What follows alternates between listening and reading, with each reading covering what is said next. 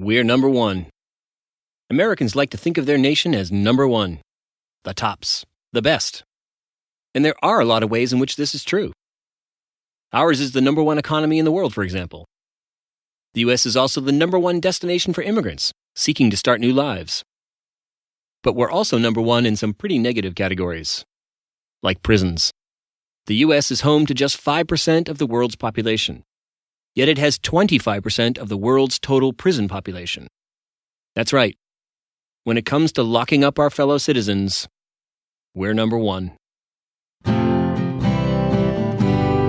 You are listening to In the Past Lane, the podcast about history and why it matters. We, the people of the United States, in order to form a more to huddled masses yearning to breathe free. Consider that we shall be as a city upon a hill. That all men and women are created equal. Give me liberty or give me death. Nobody's free until everybody's free. The government of the people, by the people, for the people, shall not perish from the earth. History matters because it's not just about the past. History's about us, here and now. It explains the world we live in and why things are the way they are. And history gives us insights into how to achieve a more just, peaceful, and prosperous future. So people, let's do this. Hello there, people. Welcome to In the Past Lane, the podcast about history and why it matters. I'm host Edward T. O'Donnell, your historian at large, and this is In the Past Lane, episode 22. It's part 2 of our look at the history of mass incarceration and why we have so many Americans in prison these days. We are coming to you this week from the Central Park 5 studios, located on the campus of Holy Cross College in Worcester, Massachusetts. You can learn more about me, this podcast, and our guests at our website, inthepastlane.com. And on Facebook, Instagram, and Twitter, where my handle is @InThePastLane. The brain behind this whole operation is our executive producer, the utterly unique Lulu Spencer. Well, people, thank you for the enthusiastic response to our previous episode, part 1 of this 2-part series on mass incarceration. And if you haven't already done so, I highly recommend that you take a look at the photos of my tour of Eastern State Penitentiary that I posted on the show page. Just go to inthepastlane.com. So what's in store for this episode? Well, as I just noted, in our previous episode, we traveled back in time to tour the historic Eastern State Penitentiary in Philadelphia, Pennsylvania. That famous prison, which is now a terrific museum, told the story of prisons and criminal justice in America from the 1820s to the early 1970s. This week, we pick up that story in the 1960s to look at how the current mass incarceration crisis originated. To do this, we speak with historian Elizabeth Hinton, author of From the War on Poverty to the War on Crime, The Making of Mass Incarceration in America. It's a compelling examination of the fears, assumptions, and racist ideas that shaped the policies that sent millions of Americans, disproportionately people of color, to prison.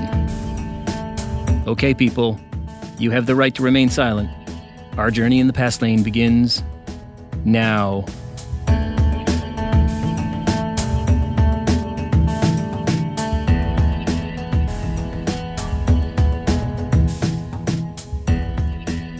Right now, there are 2.3 million Americans in prison. And as we've noted, this is an incarceration rate 5 times that of European Union nations, and 5 times the historic incarceration rate in U.S. history. From 1870 to 1970, the U.S. incarceration rate averaged about 150 people in prison per 100,000 citizens. Then the prison population began to surge. Today, the U.S. incarceration rate is over 700 people in prison per 100,000 citizens. That's right, from 150 to 700 plus. So what happened around 1970 that dramatically altered traditional criminal justice policy in the U.S.? If you had to guess, you'd probably say the explosion in the rate of incarceration reflected an explosion in the national crime rate, especially violent crime. That would make sense. More crime means more people going to jail. But here's the thing. The historical record reveals that there wasn't a sudden surge in crime, including violent crime. What did surge in the early 1970s was the public perception that crime was on the rise. This perception was fueled by sensational media stories and here's the really important part, by opportunistic politicians who came to see the political value of promoting a get-tough-on-crime agenda. It was, in many ways, the domestic equivalent of portraying oneself as tough on communism. No politician in the late 1960s and early 70s wanted to be seen as soft on communism or soft on crime. And so began a decades-long project to rewrite state and federal criminal codes to greatly expand the number of things one could get arrested for, especially activity related to drugs. The Get Tough on Crime crusade also led to longer prison terms and policies that made it harder to earn parole. As a result, the prison population in the United States exploded from about 400,000 in 1970 to 2.3 million today. But there's an important element to this story that I haven't yet addressed: race. There's no escaping it. Not only are there more Americans in jails and prisons than ever before, these people are disproportionately people of color, primarily Black and Latino. So the U.S. has not merely seen a massive incarceration surge, it's seen a massive increase in the number of non-white citizens sent to jail or prison. Race, or more precisely racism, lies at the heart of this crisis. To help us make sense of it, I'll have a conversation with historian Elizabeth Hinton about her book, From the War on Poverty to the War on Crime, The Making of Mass Incarceration in America.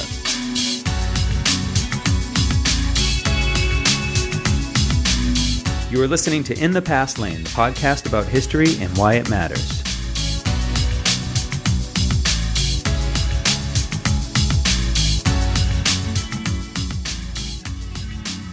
Okay, we're back. With me now is Elizabeth Hinton.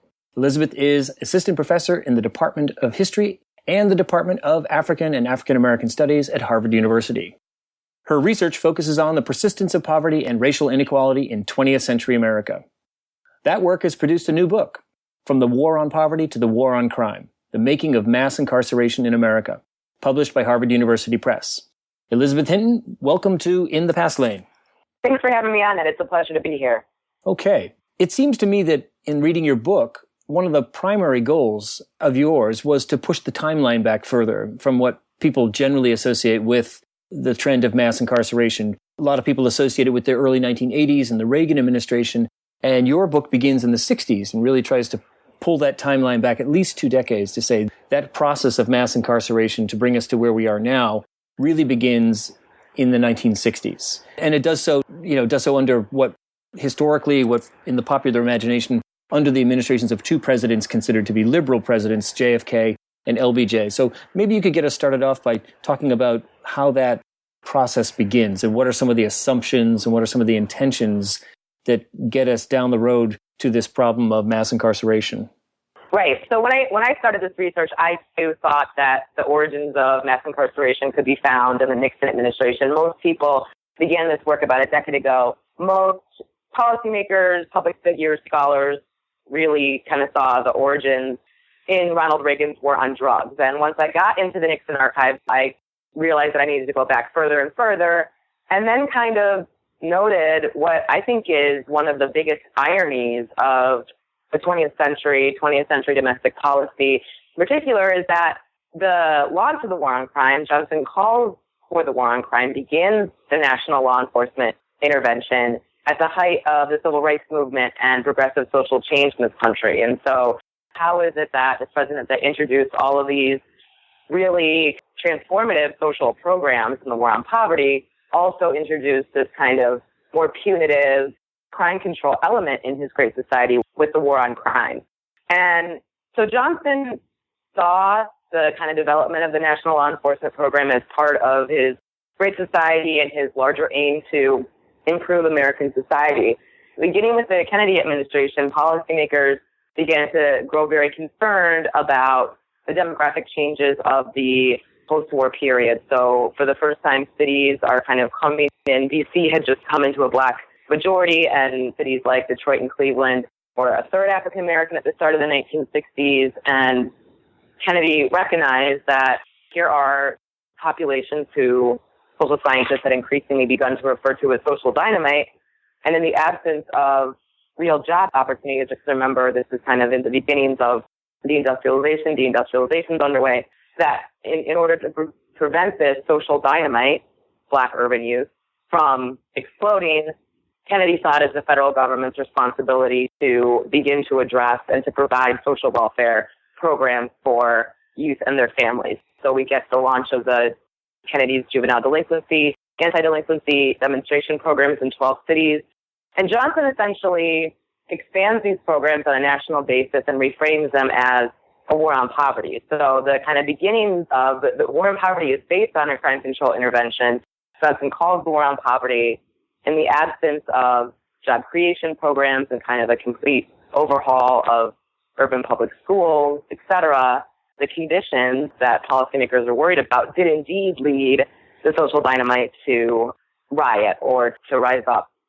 And so we get the kind of wave of uprisings in 1964, and then Johnson calls the war on crime.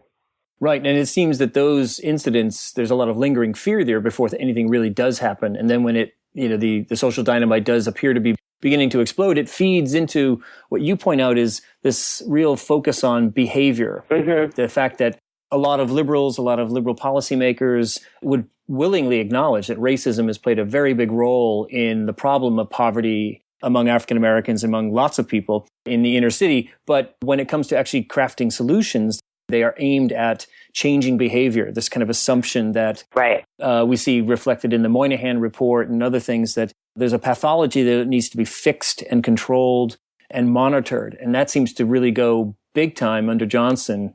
Is that an accurate portrayal? Right. That's kind of the second part of it, is that policymakers recognized racial discrimination. They wanted to do something about it. But what I think, and this is how we get these kind of twin social welfare crime control programs, the assumptions about the root causes of poverty were not, on the part of policymakers and the social scientists they consulted, were not seen as the result of socioeconomic conditions, but as Daniel Patrick Moynihan would argue, the Negro family, that it's a result of a tangle of pathology, in Moynihan's words, within the Black community stemming from slavery. And so policymakers say, okay, if Black poverty is really the result of individual pathology, then we don't need to fight a war on poverty by a major structural transformation. We can fight the war on poverty by teaching, and this is, the language that policymakers use, disadvantaged Americans how to become productive citizens. So we have a major job training program, we have remedial education programs without necessarily jobs after the training is completed or concrete avenues and resources to actually get poor Americans into secondary education programs. So that's part of what I'm asking us to really confront in the book. How did policymakers own racism? How are liberal policies themselves informed by a racist set of assumptions that really limit their possibility for social change and transformation, even when the policies are developed with the best of intentions? Yeah, and that seems to be sort of a good phrase that comes to mind when you see some of these programs. And on the other hand, though, or I guess part of it is that there is a lot of there's a lot of fear, and there's a lot of rising fear in the 1960s. Right. And a lot of, it would seem, tremendous misunderstanding of really what the nature of crime is, and that the idea that violent crime appears to be skyrocketing in the popular imagination when the statistics don't necessarily support that. And so you've got these set of assumptions, and then they're stoked in some ways by a fear of rising crime, and that seems to sort of give this trend tremendous momentum. Right, and I think the riots in the 1960s, 250 cities during every summer of Johnson's presidency, really, and the fact that the riots kind of increased in scale and frequency, really increasingly moved liberal policymakers away from the war on poverty. And increasingly, by the end of the Johnson administration, we get these arguments like, well, these social programs haven't really worked, but we've got to somehow manage the material consequences of the social conditions in inner cities. Right. I think you write at one point that there is a mixture of fear and compassion, but compassion really, if it's there, is really swept aside in favor of fear by the late 1960s based on this perceived escalation of rioting. And also the emergence of a Black militant tradition that's really out there in the public eye in the form, it takes many forms, but the Black Panthers are probably the most significant. How much of a role would you assign to that? Well, Johnson, by 67, the summer of 67, the Johnson administration is increasingly recognizing that there are, that these riots do contain some kind of a political element, but he refuses to actually think that, and The administration sends task forces to Los Angeles and 65 and Detroit and Newark. And policymakers are aware, after talking to residents, that for them, the biggest issue is unemployment. Johnson, by kind of blaming the incident on the militant turn in the Black freedom movement that begins to really come to the mainstream of the movement in the mid-1960s, he kind of blames the uprisings on outside agitators instead of really coming to terms with these incidents are rooted in many of the same, fundamentally civil rights grievances. And I think really reckoning with that would have forced the administration to come to terms in a different way with some of the shortcomings of the war on poverty. And this is exactly what the Kerner Commission said in its report, that we need to have a major infusion of national resources into these areas. We need kind of a Marshall Plan for American cities, and the Johnson administration was not prepared to accept that. They were prepared to continue to invest and escalate the investment in the militarization of American police as a riot prevention measure and crime control program. And instead of a job creation program for residents, we get a major job creation program for police officers during this period. And the Kerner Commission, just to remind people, was this commission formed in the wake of all those of the escalating riots, trying to say what is going on in, I can't remember the long title that is the actual title of the commission, but it was on civil disorders. And it does quite remarkably recommend, as you say, a great increase in direct action aimed at eradicating poverty and creating opportunity. And policymakers essentially opt for more policing and more surveillance and ultimately more incarceration. Right. And the Nixon administration takes that to yet another level because it provides a lot of funding for prison building at the state and local level. Could you talk a little bit more about that? Yeah, so it took me a while to kind of actually tease this out and really wrestle with the documents themselves. But one of the main kind of pivots that we see in the Nixon administration is this kind of turn away from the idea that the federal government can participate and should see ending poverty and fighting crime, ending crime as a goal of policy. And Nixon said, poverty and crime are going to be with us, so the best thing that we can do is to kind of manage these material consequences of socioeconomic problems with crime control measures. The Johnson administration primarily focused on getting assistance to police forces, transferring military surplus of equipment from Vietnam and other interventions in Latin America and Southeast Asia to local urban police departments. And as a result of this kind of influx of foot patrol on the streets in targeted areas, you have more people getting arrested, you have the courts getting clogged up, and then prisons becoming overcrowded. So Nixon kind of foresaw this, and more social scientists were kind of arguing that incarceration is a very powerful crime deterrent, and says, okay, this is getting out of control, we've got to expand the prison system. And he begins this in 1970.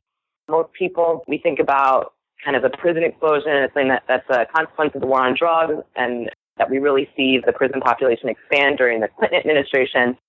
And that mass incarceration wasn't something that was anticipated. But when I got into the Nixon archives, I found this major planning document called the Long Range Master Plan that Nixon ordered Attorney General John Mitchell and the Bureau of Prisons to undertake in 1970, where essentially federal prison officials made projections based on unemployment rates and based on the projected population of Black youth that the Crime Commission and the Kerner Commission had made, and basically projected for a substantial 25% increase at the federal level with implications for the state level.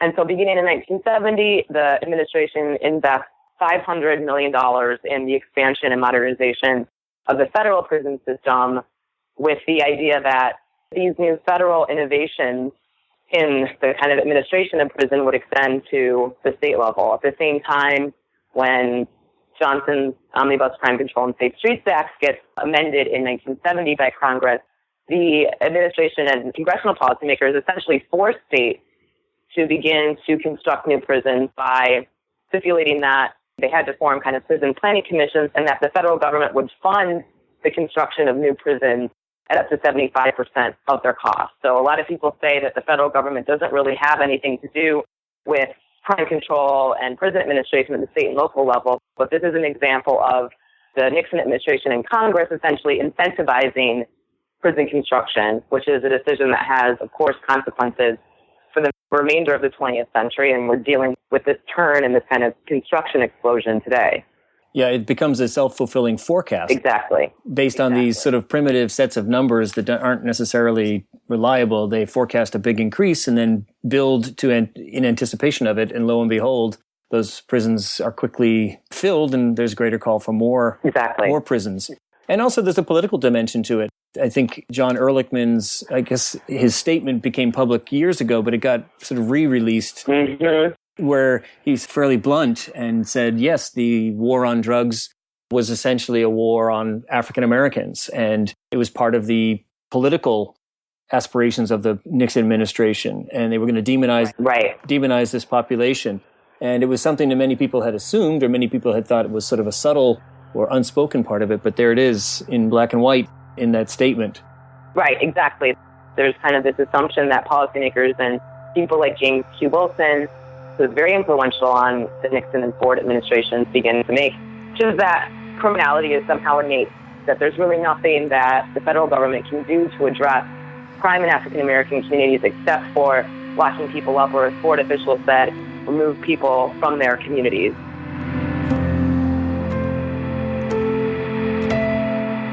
Okay, it's time for a short break. When we return, I'll resume my conversation with historian Elizabeth Hinton about the origins of mass incarceration in the United States. Stay right where you are.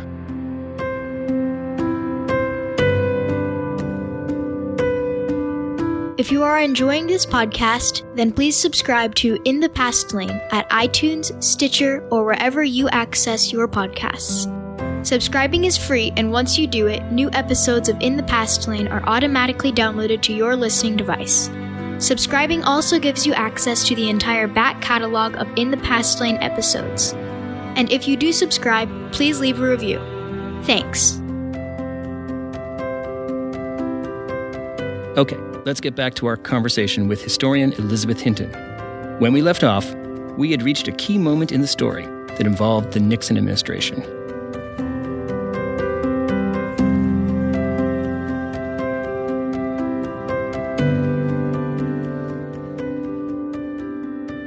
I think one of the really telling quotes from the Nixon administration, and this one has been picked up by a few others, and I mentioned in the book too, is this is a recollection of his chief of staff, Harry Haldeman. And he says, the whole problem is really the blacks, and the key is to devise a system that recognizes this without appearing to. And I think that's very telling, because it's almost a conscious admission that crime control and eventually incarceration are a way to basically confine, contain, monitor, impose social control in targeted communities of color. So crime and incarceration becomes proxy for this new system that is deeply, deeply shaped by race, and that maintains the racial hierarchies that have defined the United States historically.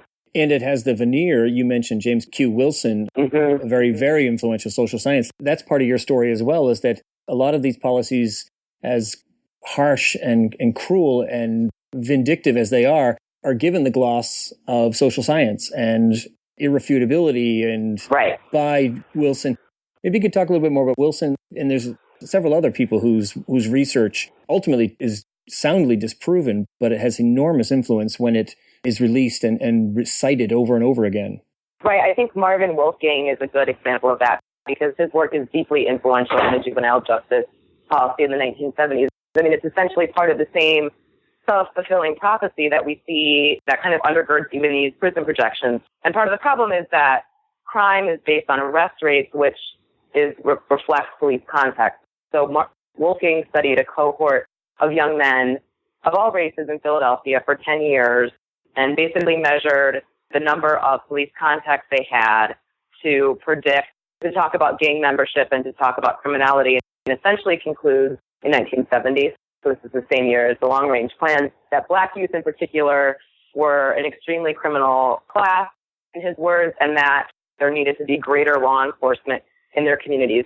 The problem is that Wolfgang's data was based entirely on police contacts, which happen more frequently in places where patrol is targeted.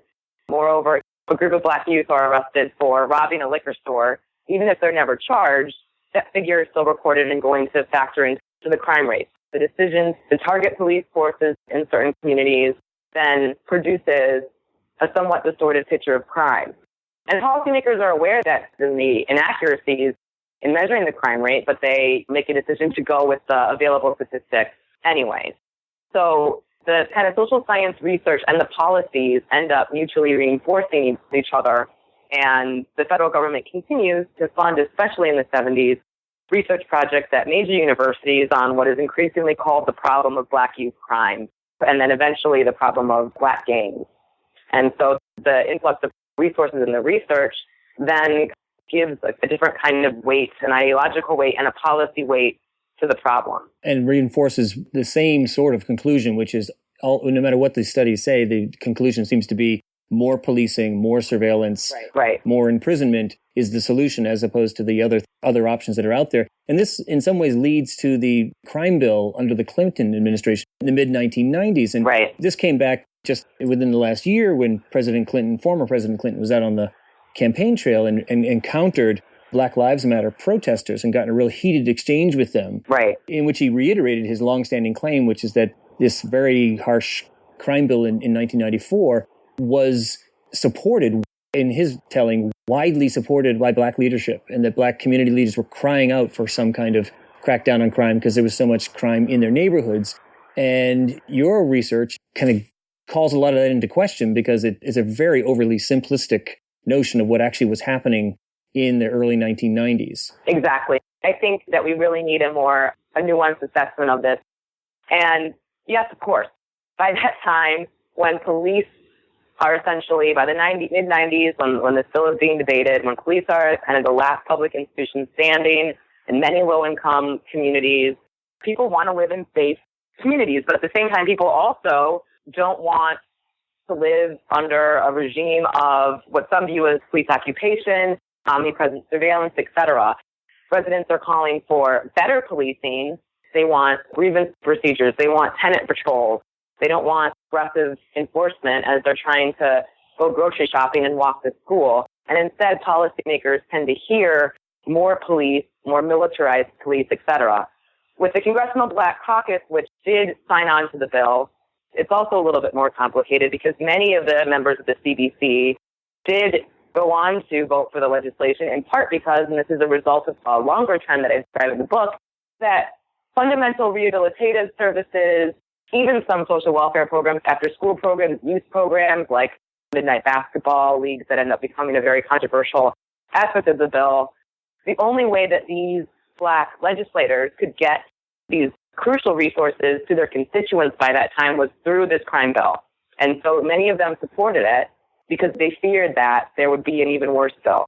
And the Republicans in Congress continued to slash the funding for these social welfare aspects of the bill, calling it pork. And I think many Democratic Congress people feared that, okay, if we don't pass this bill, there's going to be no rehabilitative services, social welfare programs, and we might end up with a worse bill. It seems like they were arguing that it was better to get something than nothing. Exactly. And for me, the real crime of the 94 crime bill is the fact that the federal government's own Sentencing Commission in 1992 or 93 did a major study of the impact of the sentencing provisions of the 1988 Anti-Drug Abuse Act that passed under Reagan, where there's different sentencing guidelines for citizens who are caught with crack cocaine, which is associated with Black Americans, versus powder cocaine, which is associated with more affluent Americans. And the Sentencing Commission said, we've got to do something about this because the way the criminal justice system is operating now, it's producing these really starking racial disparities, and the ways in which the death penalty is being adjudicated is also killing Black and brown Americans at disparate rates. Policymakers knew about this.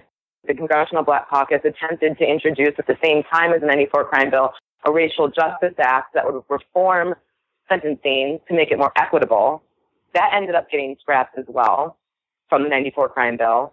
And essentially the federal government decided to expand a prison system that they knew was deeply racist with the 94 crime bill and failed to reform it in any way.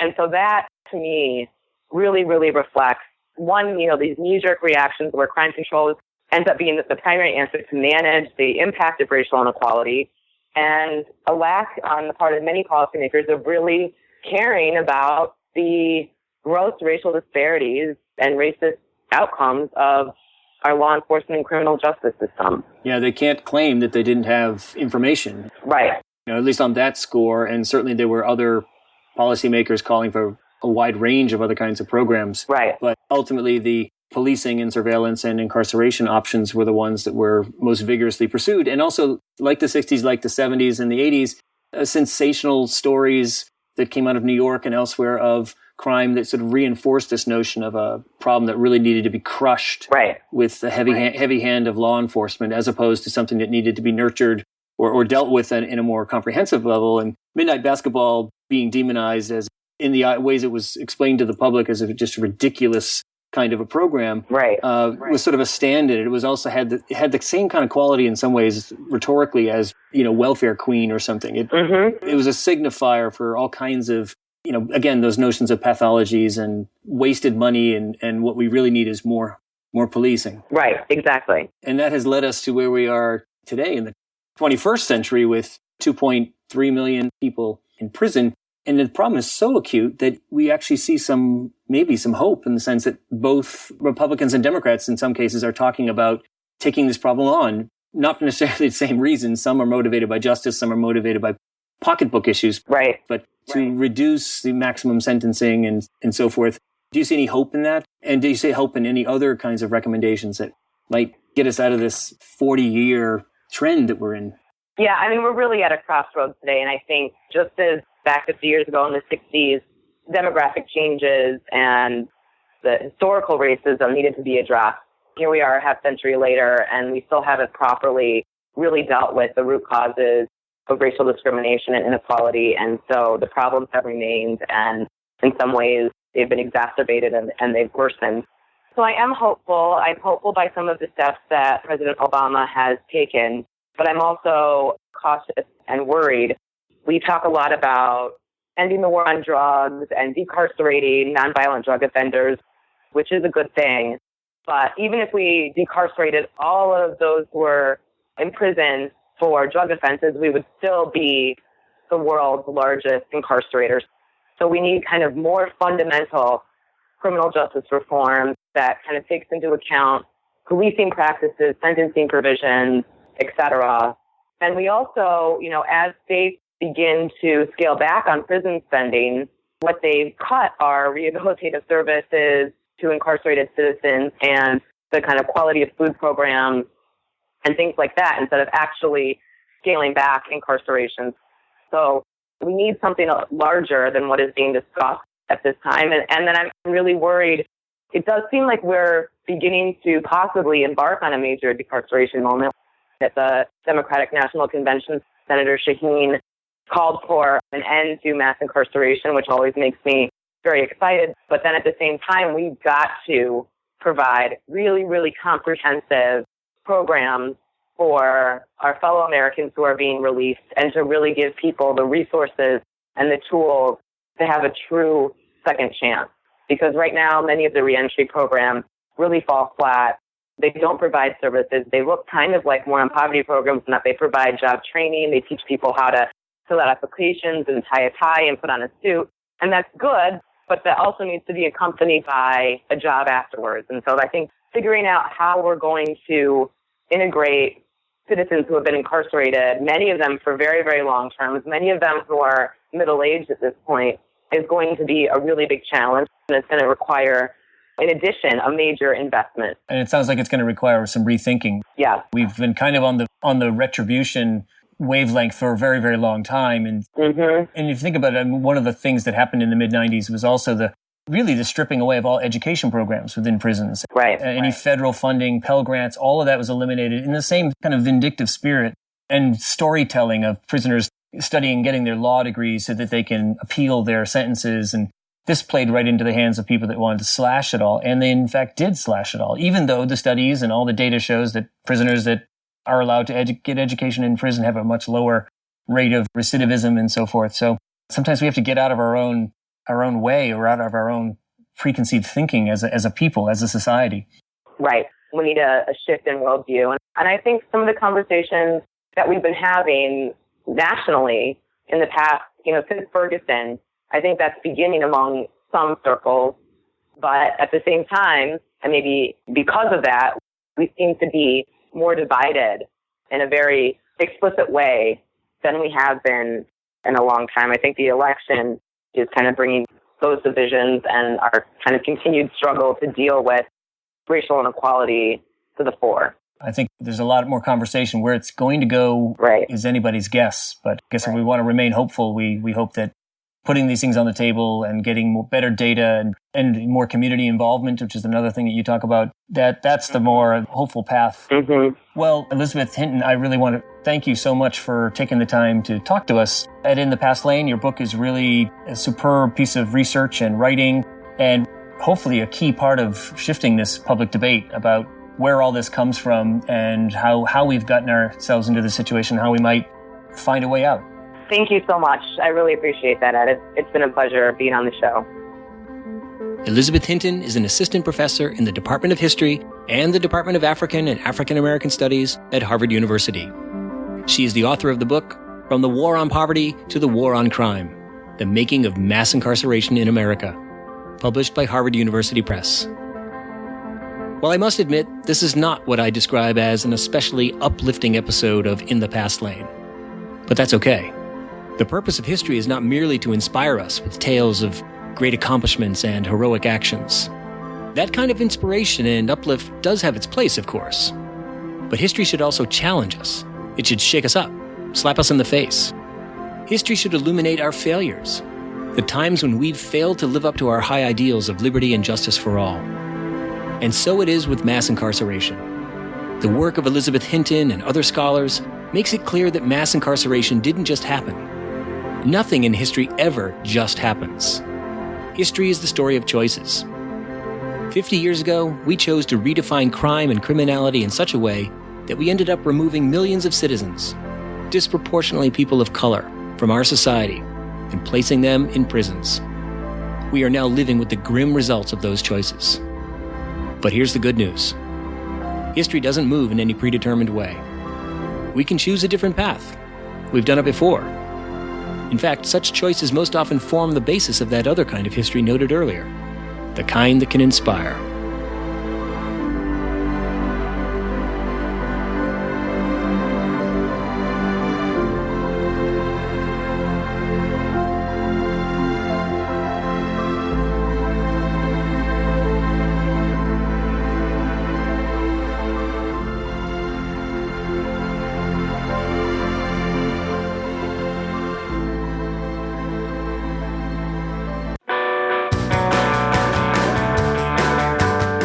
All right, people, that's going to do it for this episode of In the Past Lane.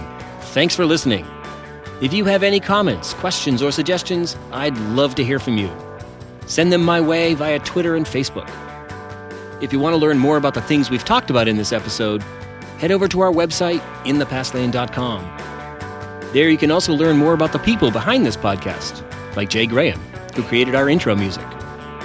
And if you'd like to help the In the Past Lane podcast, please go to iTunes, Stitcher, or wherever you access this podcast and leave a starred review. Reviews really help bring in new listeners, so thanks. I'm In the Past Lane's host, Edward T. O'Donnell, your historian at large, reminding you that history explains our world, so let's pay attention to it. Thanks for listening. We hope you'll join us next time for another journey in the Past Lane. Hey, Lulu, you get the last word. Go. Where do I begin?